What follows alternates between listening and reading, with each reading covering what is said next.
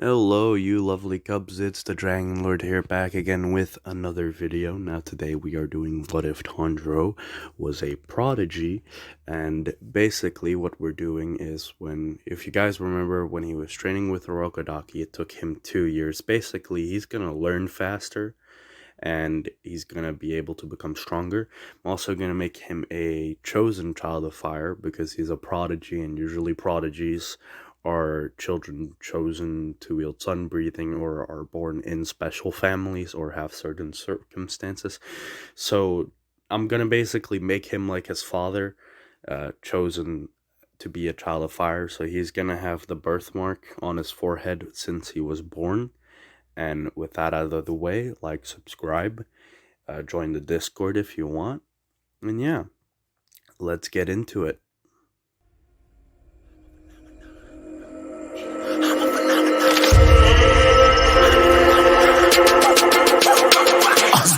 Yeah, you better listen. I'm bringing heat, you'll be a fan when I start rapping. Way I'll have your fucking head spinning. I'm known as spit vicious. Release bombs, they go tick tick.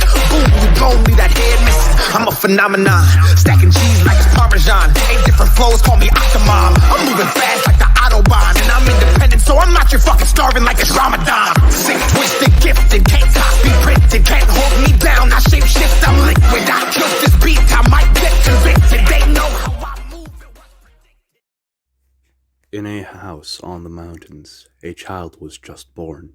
This child had a mark on his forehead, and his parents watched over him. His father smiled as he knew that this child was chosen for a great destiny. They looked at the child and they said in sync, "Our Tanjiro." Years passed by quite fast, and the young Tanjiro grew up to be quite a noble boy. Noble in a sense of strong and witted. He wasn't a troublemaker, and he always helped out his parents. At the age of 4, he watched his father do the Hinokami Kagura dance for the first time. It was quite the sight to behold, he thought to himself. He liked to see it. So every year he would come out and watch his father perform the dance, and when he was 7 years old, he would actually join his father. He had seen the moves and he wanted to join his father for the first time. He joined his father, so he had to put on his own sort of ornamental robe, and then he joined his father in the dance. But quickly he learned that he could not join or not follow the dance. It wasn't easy for him. Like, he couldn't hold it out. He didn't have the stamina for it. And then his father explained to Tanjiro that he had to breathe. He had to breathe in a certain way to keep going, to keep fighting longer. And then he would teach Tanjiro how to do this breathing technique. And Tanjiro would do this breathing technique, and then it would be hard at first, but he quickly picked it up. And even months later, when the dance wasn't needed, he would still perform the dance because he would want to train for it so that he could join his father in the next year in the dance. His little sister Nezuko would also want to join in, and she would also dance with him, but it wouldn't be as easy for her. She didn't understand why it wasn't as easy for her. She saw her brother do the dance for hours on end, but she could only maintain it for up to 30 minutes at most, and that's on a good day. And she was so confused. She saw this, and she was just in awe of how amazing her brother was. So she decided that she'd help in other ways. She'd help her mother take care of the younger siblings, and she'd be a very caring person. And they grew up, and at the age of 10, sadly, Tanjiro's father passed away, and he inherited the Hanafuda earrings and even got a kimono of his own. After, Tanjiro's father's death, he had to help out a lot around in his family's household. He would go out hunting, he would go get the firewood, and he would even get the firewood or the charcoal, and he would then go sell that to the villagers down below to make some money for his family. And he would make the trip often, but he would never forget what his father said: breathe. And that breathing would always kind of stick with Tanjiro, but he didn't know at the time that this was actually the sun breathing, or how he calls it the Hinokami Kagero, which is the sword dance. He didn't know, but he did like to just perform the dance of his own. And he would perform the dance in his father's stead every New Year's Eve or Christmas. He would perform the dance for the entire night for the family to see. And then this particular winter that was coming up, Tanjiro decided that he wanted to get a gift for his younger sister. She had been wearing this old kimono dress, and he saw that, and it was all ragged and it had tears in it that she repaired herself, and he wanted to get her something nice. So he worked harder and he started getting more charcoal down the mountain, more firewood, stuff like that, anything that could make him money. He would even do chores and stuff for other people for small amounts of money so that he could buy this beautiful dress for her. And then one day he would go down to the mountain, and he would first say goodbye to his parent, or his mother, and then his sister and siblings. And after saying his goodbyes, he would run down the mountain. He would sell the charcoal while helping out the people. And then right before he would want to go up the mountain, it was nearly nighttime. And this old man kept him back, and he said, "Do not go up the mountain now. It's too dangerous. Go in the morning." And he offered Tanjiro to stay for the night. And Tanjiro thought that it was alright, and he stayed for the night.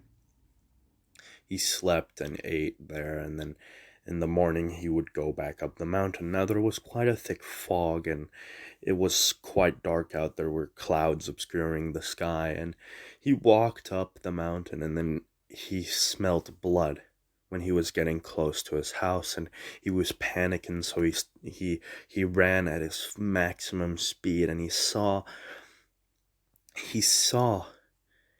his sister laying on in front of the house, bloodied, trying to protect her younger sibling. And then he looked inside, and he almost had to throw up because he saw all the blood of the others. And then he heard that she was still breathing, his sister. So he grabbed his sister and he ran down the mountain as fast as she could. But all of a sudden she would kick him and just completely stir against him and just push off of him, and they both fell off of the mountainside. Luckily there was snow under them, so they managed to land safely. Tanjiro got up, however, and he looked around for his sister. He was concerned, and then he saw a silhouette in the distance, in the fog. All of a sudden, that silhouette rushed at him, and he realized it was his sister, but she didn't look like herself. She had grown bigger, and she had these teeth and sharp nails, and he held her back using his axe that he had brought. And he held her back, putting it between them so he wouldn't get hurt. But he then heard something, and he saw that somebody was trying to strike at his sister, so he took his sister, ducked, and rolled to the side. And then he saw that his sister was no longer in his hands, and that the person striking at her, which was this tall person with black hair and blue eyes, that he was holding her with his sword pointed at her. "Why would you protect this demon?" he would say. And Tanjiro was confused, and he just sat there and thought, what is he doing? And he said, "She's my sister." And then the person, he striked at her again, or not strike, but he slightly grazed her, which then Tanjiro saw that, and he just bowed in front of this person, and he begged so much, like, "Please don't hurt my sister. She's all I have left." And now this person, who is Giyu Tomioka, of course, he saw this, and he thought to himself, "Don't do that. Don't beg. Get up, fight," And then he told Tanjiro that to fight for his sister, and Tanjiro would, he grabbed his axe, he rushed at Giyu, grabbed, or nearly grabbed his sister, but just couldn't reach her.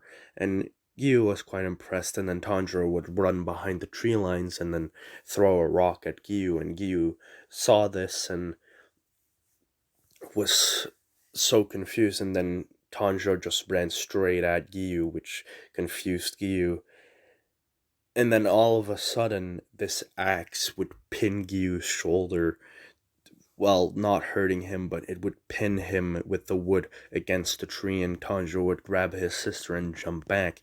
He hadn't seen it, but he saw this light trace of fire almost from the direction the axe came, and he was confused, and he grabbed the axe and he threw it at Tanjiro as if he was prepared to spar with him.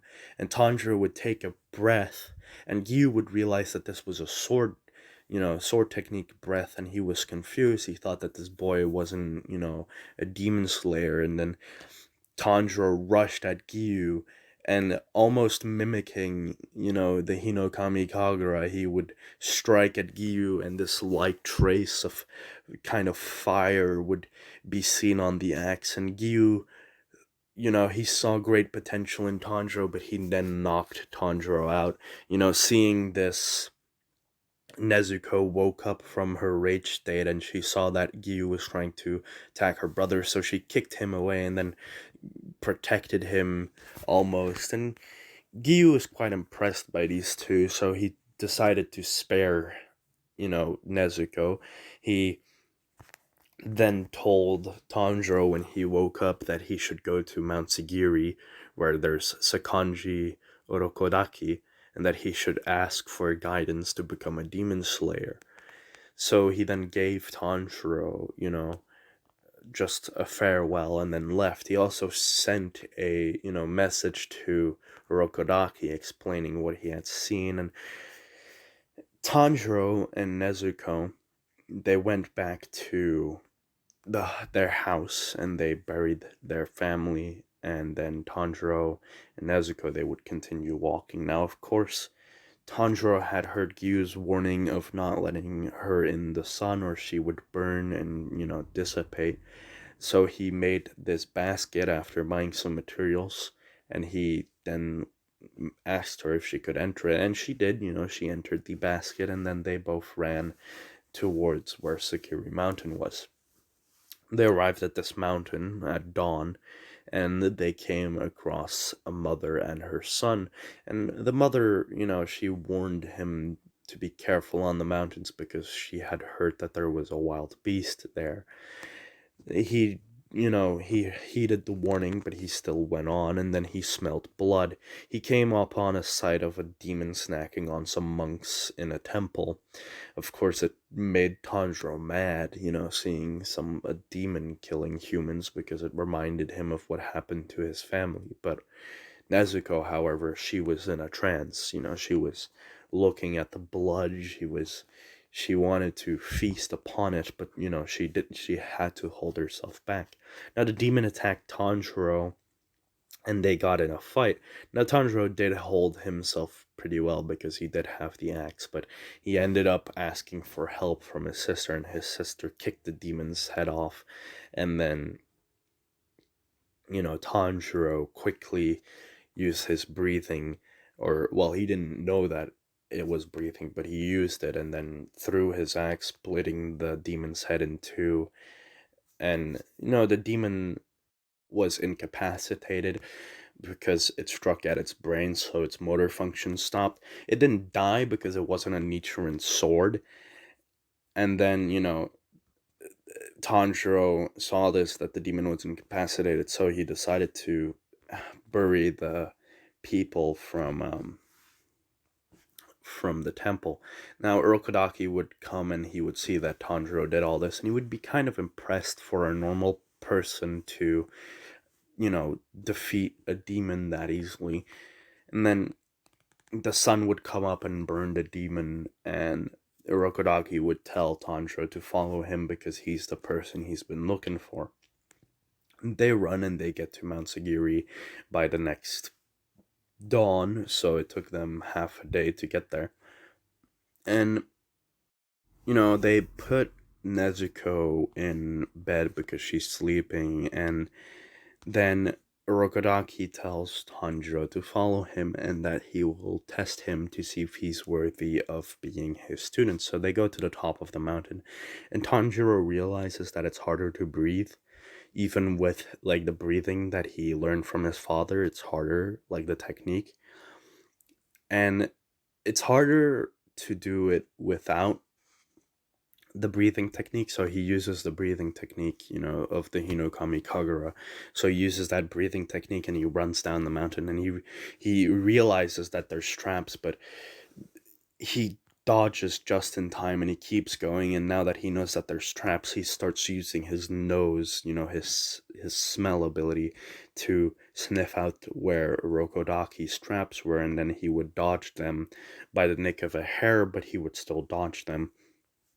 He got by the bottom of the mountain after an hour of running, and he definitely passed the Urokodaki's test.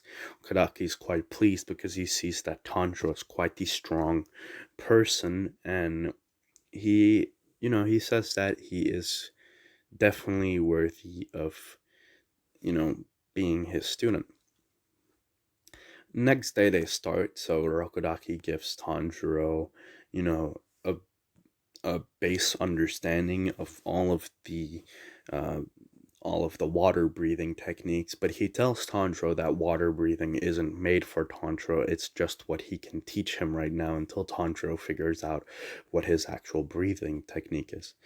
Because he realizes that Tanjiro is a child of fire and not a child of water, or however you would name it. And he does teach Tanjiro, so he does say like what he has to do, and Tanjiro keeps notes of every lesson. He writes down all the moves, how they are, and after about like 4 months, Rokodaki says can't teach Tanjiro anything anymore because Tanjiro has progressed so much that he just doesn't feel like he should um, teach him anything anymore. And then he brings Tanjiro to this boulder, and Tanjiro, he sees this massive boulder, and he just thinks to himself, "What am I gonna do with this?" And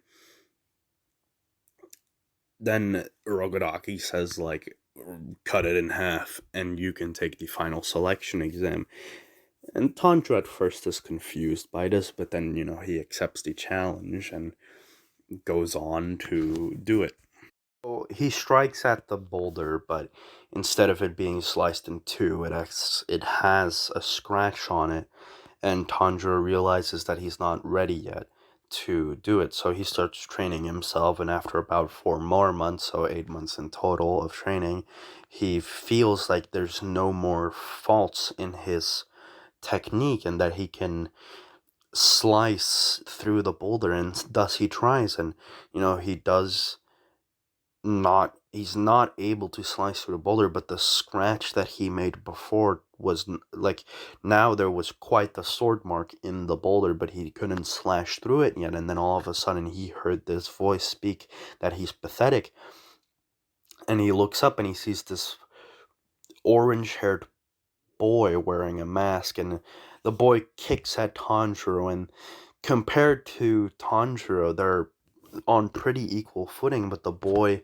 he pulls out his metal katana and then rushes at Tanjiro, and they start fighting, and Tanjiro's holding his own, but the boy is definitely stronger than Tanjiro, and he's confused on why this is, and then he ends up knocking out Tanjiro. Not easily, but he does knock out Tanjiro, and then Tanjiro wakes up and he sees this girl, and then this girl is like, I want to help you, master water breathing, and he accepts the help because he admires, Sabito.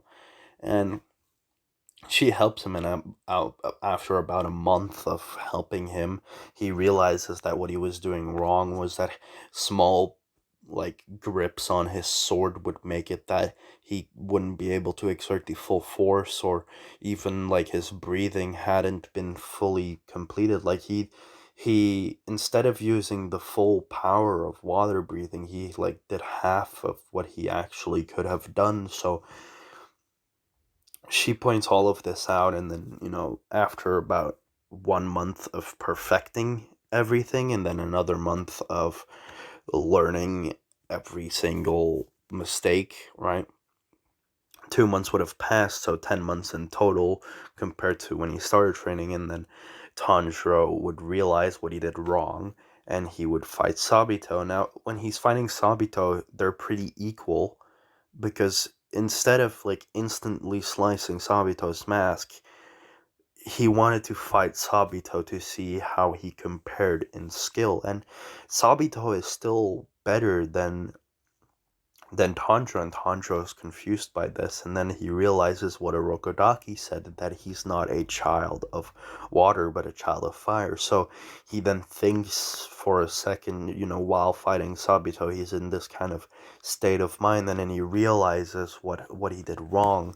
He realizes that he has a breathing already, and a sword form too, and then he realizes that it's the Hinokami Kagura, so then he stops, and Sabito sees this, so he stops, and then he takes this breath, and Sabito realizes that this is not the water breathing that Makomo has been teaching him, so he gets in a serious stance, and then Tanjiro, in an instant, just flashes by Sabito, and then he opens his eyes again and he realizes that he's past the boulder and that he perfectly cut it in half. And then, Sabito, he smiles and he says that Tanjiro could have beat him with water breathing too, but that he's quite impressed with Tanjiro's newfound power, aka the fire breathing.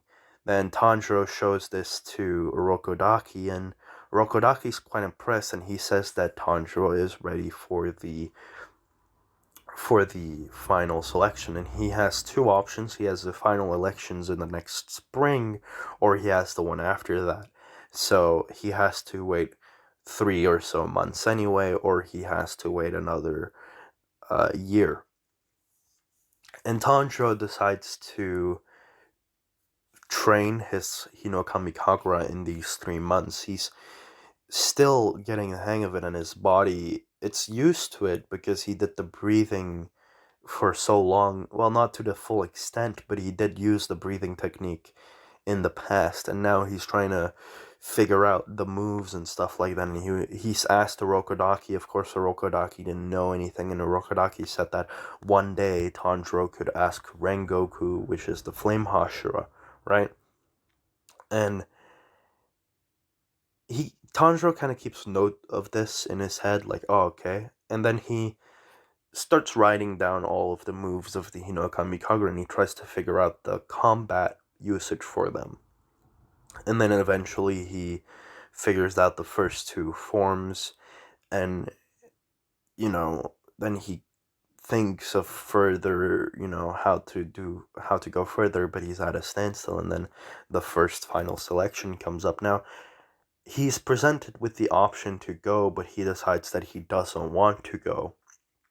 He says that he'll take the next one, so he'll wait another year if that's alright with Orokodaki. Now, Orokodaki's completely fine with this because he doesn't want to see, Tanjiro die. So then Orokodaki tells Tanjiro that he's free to train and that, if he needs his help, he will help. And Tanjiro does ask Orokodaki to set up some tests for him, and he passes them with relative ease, and then Orokodaki also sparred with Tanjiro from time to time, but they came out pretty even on the water breathing part, except for the fact that, of course, Orokodaki was holding back because he is quite more skilled than Tanjiro, but he was impressed by Tanjiro's power, and, then one day they would go full out, and then Tanjiro would be knocked out, of course.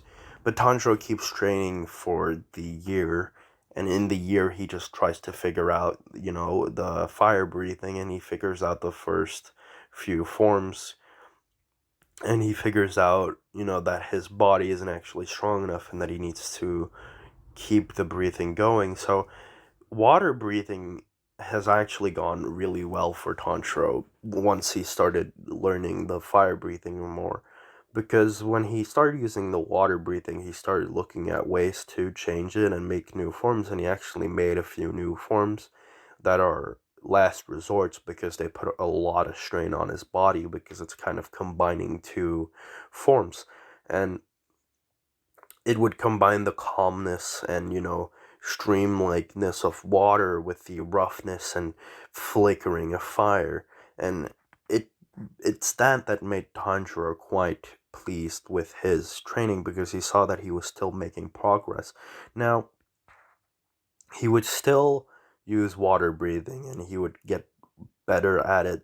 Even, for example, Sabito, who was a prodigy in and of his own, and Orokodaki saw this and he did spar with Tanjiro one more time, and they rushed at each other, and this time Tanjiro won. He won a water breathing battle with Orokodaki. Now, Orokodaki did say that Gyu, for example, surpassed even him, but that it's quite an achievement to beat a former Hashira, even. And Tanjiro was quite pleased with this. Now, of course, Tanjiro, he doesn't know of the existence of like total concentration breathing, but he has made a kind of pseudo one where it was in his training and he started using water breathing as his base breathing, and then he would use fire breathing if he really needed to exert power. Now, after the year passed, he took the exam and he saw a lot of familiar faces. And the exam went really easily. For the first 4 days, he had no trouble. He still tried to find a way to cure his sister, but the demons were of no help, and Tanjiro realized that none of them would help him. And then all of a sudden, he sees this monstrosity of a demon walking through the exam, you know, and he sees that it's chasing a boy, and, he saves the boy, easily cutting the demon, and then he says water breathing, and then he does the sixth form, and he instantly cuts off the demon's head, which is quite the surprise to the demon. The demon didn't even have seconds to gloat yet, but Tanjiro had this kind of rage in him because he knew that that demon killed Sabito and Makomo. He hadn't said anything to Rokodaki because he knew that Sabito and Makomo weren't there. He kind of felt like they were a figmentation of his own imagination, but he knew that it was just them helping him out, kind of. And anyway, he beat the demon pretty easily. He tells the boy to take care of himself. And after the 7 days are over, he goes back to the entrance area, and then he gets congratulated for surviving.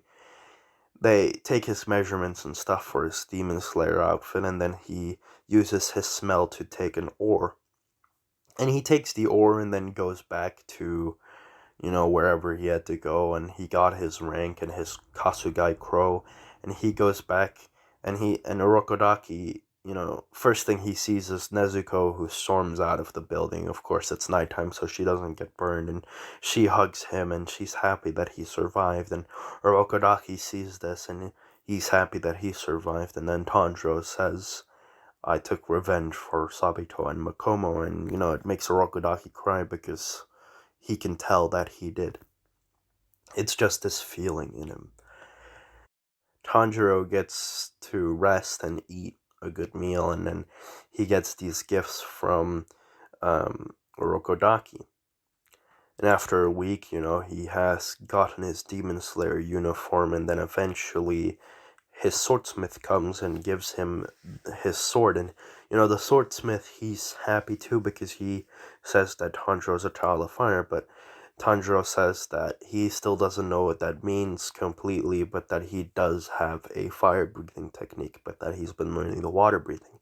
Now he grabs his sword, and it turns black, but it gets a kind of pattern on it, and pieces of red are seen on it, like almost fiery kind of pattern. And the swordsmith, he's sad because it is a black sword, but he's also intrigued by the red flames, and then he asks Tanjiro if he could perform like a bit of his breathing technique, and then Tanjiro would first do the water breathing, and the swordsmith, he says no, and then he says the other breathing technique, and Tanjiro realizes what he meant, and he does the Hinokami Kagura dance, at least the first three parts. And the swordsmith, he's quite impressed, and he finds it amazing, you know, and he's just in love with, Tanjiro's breathing technique and his fighting thingy, and he says that if ever the sword is broken or needs repairing, he will gladly be the one to repair it. And then he leaves, and Tanjiro goes back to sit down and drinks of his tea, but then the crow comes in and he gives Tanjiro his first orders. But sadly, this is where I'm gonna stop this first part because it's been 30 minutes already, or 28.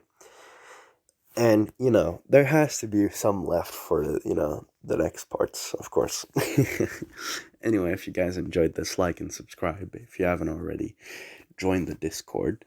You don't have to, but it would be cool to have you there, because I do plan on putting updates there and updating the Discord, as I've said many times before. With that out of the way, I'm the Dragon Lord, and I'm signing out. Tell me a story. There was once a pale man with dark hair who was very lonely. Why was it lonely? All things must meet this man, so they shunned him. Did he chase them all? He took an axe and split himself in two, right down the middle. So he would always have a friend. So he would always have